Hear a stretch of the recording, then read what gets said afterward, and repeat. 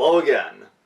Welcome back to the JMC Reviews. Hope you're all having a good October so far. As mentioned in the last review, today I'm going to be diving into something of the more music variety. More specifically, for the first time ever on this show, I'm going to be looking at a music video. And what music video can I look at in October? The music video to end all music videos. Just a cunt hair away from turning 40 years old, this is Michael Jackson's Thriller.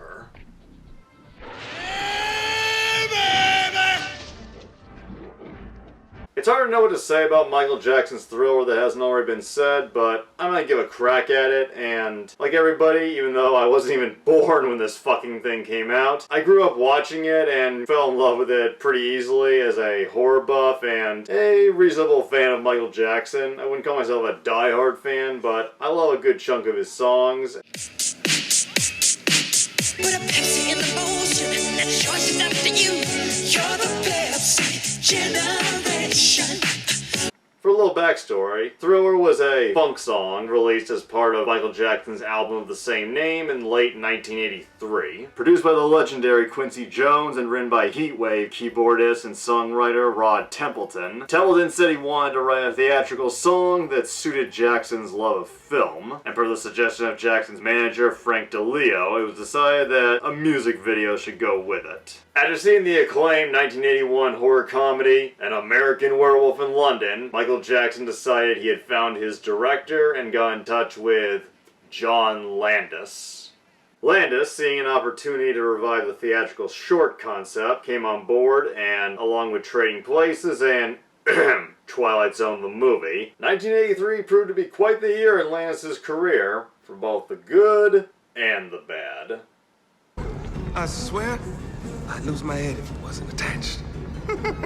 After securing a budget of $500,000, an unheard of amount for a music video at the time, Landis brought with him Rick Baker, fresh off of winning the first ever Oscar for Best Makeup for An American Werewolf in London, and his wife, costume designer Deborah Nadoolman, fresh off of creating Harrison Ford's iconic look in Raiders of the Lost Ark, as well as American Werewolf composer, the great Elmer Bernstein, working off a script co-written by Jackson Landis and with the help of Landis' regular producer, George Folsey Jr., Thriller was ready to be made and unleashed unto the world. The video opens with a disclaimer from Michael Jackson saying the short in no way endorses a belief in the occult. Good to know. Hell, I wish more music videos carried disclaimers like this. Like the first time I watched Fatboy Slim's Weapon of Choice music video, and I got the impression people could spontaneously start flying.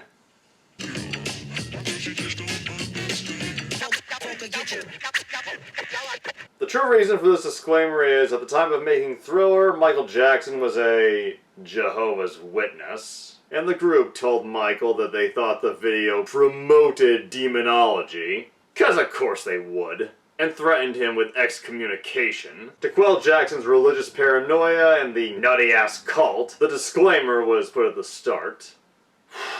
It's time like this that I think it'd be nice to have George Carlin back. When it comes to bullshit, you have to stand in awe of the all-time champion of false promises and exaggerated claims, religion. No contest.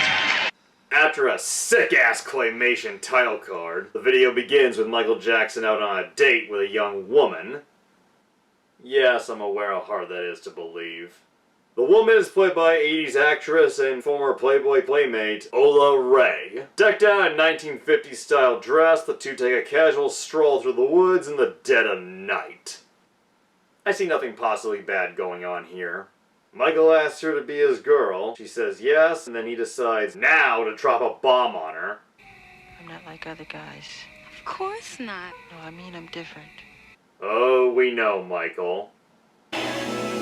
Looking for me? But it turns out he meant it more in the supernatural sense.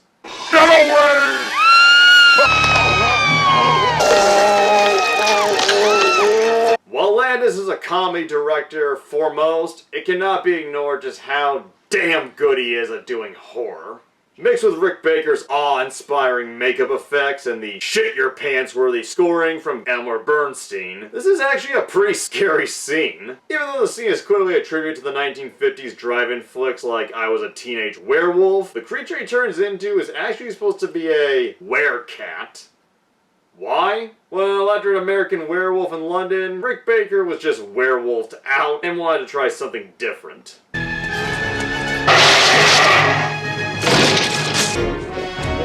It looks like Miss Ray is dark meat for the werecat. When it's revealed, the whole thing has been a goddamn movie. And in the most paradox sense, we see Michael and Ola Ray, now in much more 80s dress, watching the movie in the crowd. Questions. Why were they in the movie they're watching? Why is nobody else in the theater noticing that they look like the characters on the big screen? Who cares? After John Landis' trademark of referencing the fictional movie See You Next Wednesday, What's it say? See you next Wednesday. Michael and Ola head outside where we see on the theater marquee that the film they're seeing is apparently called Thriller, and it stars Vincent Price. Quoth the raven, nevermore. By the way, if you look carefully, you can see various posters for the horror legend's own movies, as well as posters for Landis' own films An American Werewolf in London and his 1973 debut movie, Schlock. Which was made in 1971 by a 21-year-old me and the 20-year-old Rick Baker. It's bad and appropriately named. The two start walking down the street, and with Michael decked out in the iconic leather outfit designed by Deborah Nadoolman, the most famous part of the video begins. It's close to midnight. Something evil's lurking. It's here sight that almost stops your heart. Despite my jokes from earlier, it's impossible to deny that a big part of what makes this sequence work is the chemistry between Michael Jackson and Ola Ray. And because I'm the kind of asshole that has no problem ruining an iconic scene to point out a theatrical goof, allow me to point out an error as they pass the cemetery. Can you see it? Can you? You can see the fucking stage lights at the top of the screen! Nobody will ever notice that. Filmmaking is not about the tiny details, it's about the big picture. But in the end, it matters very little, because it's here that the fucking zombies enter the picture. Sure. Why not? And to accommodate the dead rising out of the earth is a chilling rap narration provided by the horror legend himself, Vincent Price, saying things you never thought you'd hear Vincent Price say. Creatures crawl in search of blood to terrorize your neighborhood. Whosoever shall be found without the soul for getting down. And if the makeup wasn't amazing enough, we're treated to a cameo from the master artist himself, Rick Baker. Gashes and wounds, and I wasn't allowed in a lot of houses when I was a kid, in the neighborhood.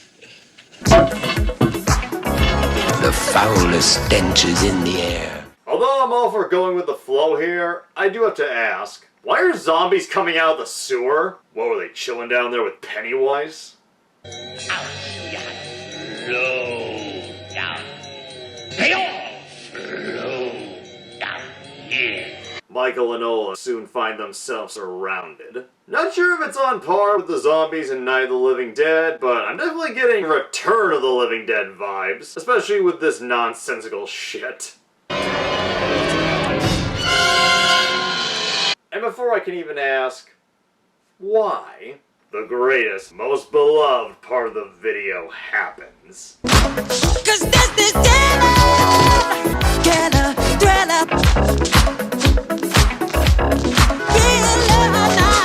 The choreography is fucking outstanding, owed to both Jackson and Michael Peters. 40 years later, this still holds up. Girl, I can feel you more than any gold, yeah, try. Who would have thought a bunch of silly cunts waving their arms around with claw fingers would become one of the most recognized dance moves of all time? The woman runs for shelter in an old boarded up house. Smart. Unfortunately, Rod Wood proves to be pretty ineffective against Rod Flesh, and it looks like Miss Ray is doomed. But then, in fake-out ending number 2... problem?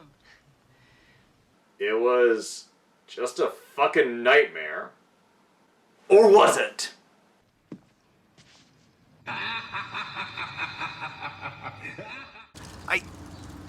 I have so many questions. Is it confusing?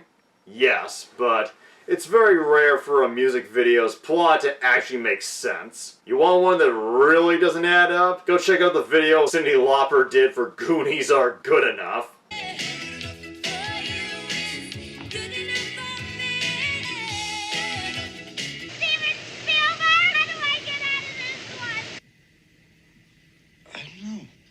That music video's plot will have you scratching both your head and your ass for months. Cookies! Why don't you take your face back inside there and make a suitcase? The end credits play, giving us an encore of the zombie dance. We get one more jig from the zombies as a disclaimer plays.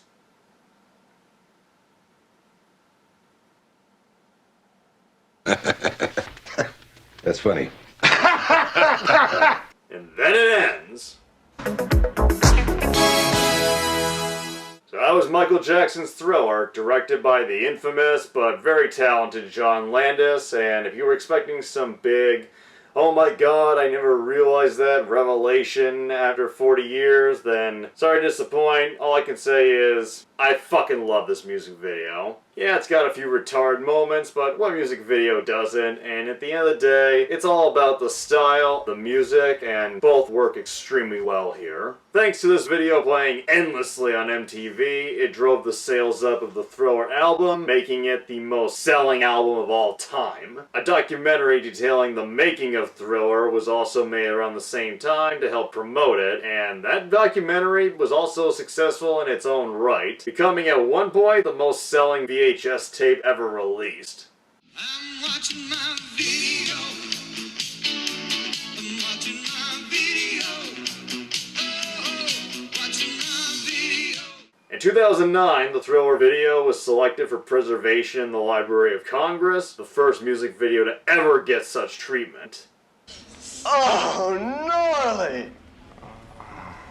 It still remains a favorite to play after 40 years, particularly around the Halloween season. Say what you will about Michael Jackson, the man was a talent spectacle to marvel. If by some sad, unfortunate reason you've never seen the Michael Jackson Thriller music video in its entirety, go check it out right now. It's a perfect way to get into the October season, and I will see you again soon, where hopefully we will delve into more feature-length film territory after going through so many short films this year.